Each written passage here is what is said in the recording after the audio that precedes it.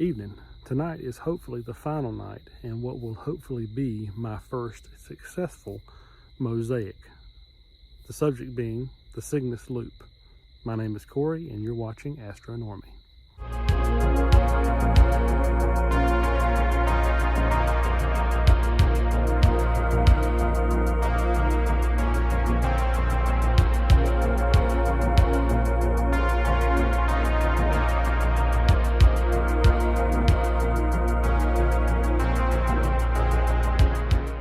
So going through and picking targets that you can do a successful mosaic on, at least in my mind, is for a beginner mosaic at least, you want to pick an object in the night sky where it's got component parts of your image based on whatever focal length you're using, that is.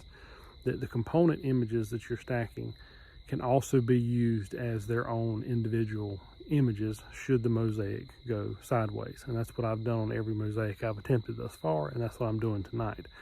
The subject of tonight being the Cygnus loop. And if something goes awry, I can use Eastern, Western Veil nebula individually, together, whatever. Pickering's triangle in the middle. I can use these individual components to still have something to show for all my effort of putting an image together if the mosaic doesn't work out. And that's what I've done in the past. Orion has been a part of one of those where I've tried to do a mosaic and it didn't work out, but the components still looked okay, so I was able to use them.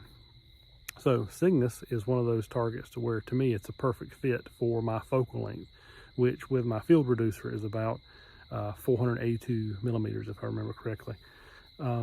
So it basically gives me two full frames of exposure that I can use either the Western Veil and Pickering's triangle together, and then the Eastern Veil individually.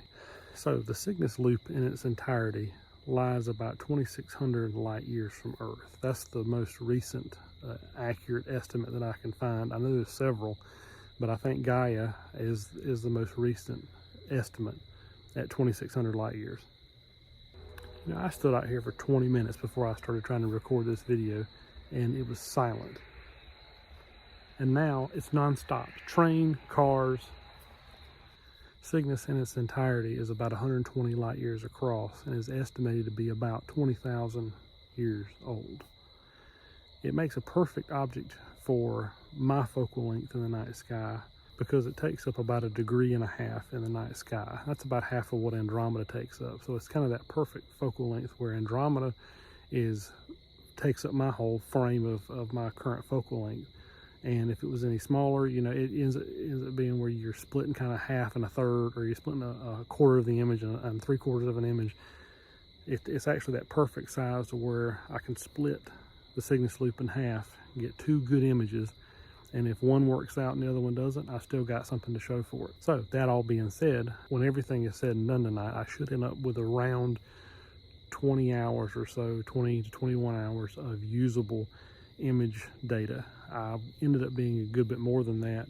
If it wasn't for the full moon and a bunch of other things when I started the project, I probably would have a good bit more than that. But I've lost a bunch of frames, tracking errors, whatever. And if everything remains about the same as it has been, I'll end up with about 20 hours, 21 hours, maybe 22 hours if I'm lucky, of usable image data. Now I know that I've got 10 hours of usable data on the Western Veil Nebula. I'm finishing up the Eastern Veil Nebula tonight, and hopefully I'll end up with right about 10 hours of usable data on that. That's the plan, maybe a little bit more if I'm lucky. Trying to make sure that I'm as equal as I can be as far as an exposure time. Now with that, I'm using an Optolong L-enhanced dual band filter that basically focuses on hydrogen and oxygen. And that filter works perfectly for an emission nebula like Cygnus. So, all that being said, why don't we try to finish up tonight and see if we can get this mosaic to happen.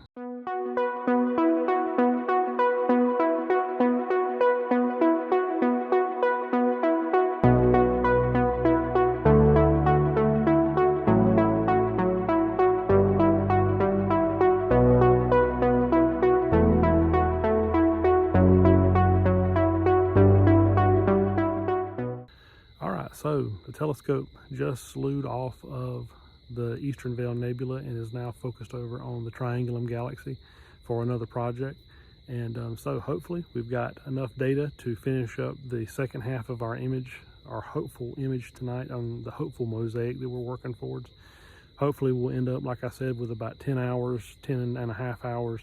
I know I've got 10 hours on Western Veil. I'm hoping to end up with no more than 11 really hours on Eastern Veil. I'll take it if I can get it, but the plan is to try to shoot as closely as I possibly can to the same amount of exposure time on the two, so I'm not coming back I don't want to throw away data, so I don't have to come back and add another night or so to try to balance the data out. So hopefully it all ends up to be pretty close tonight. So all that being said, let's take a look at the image.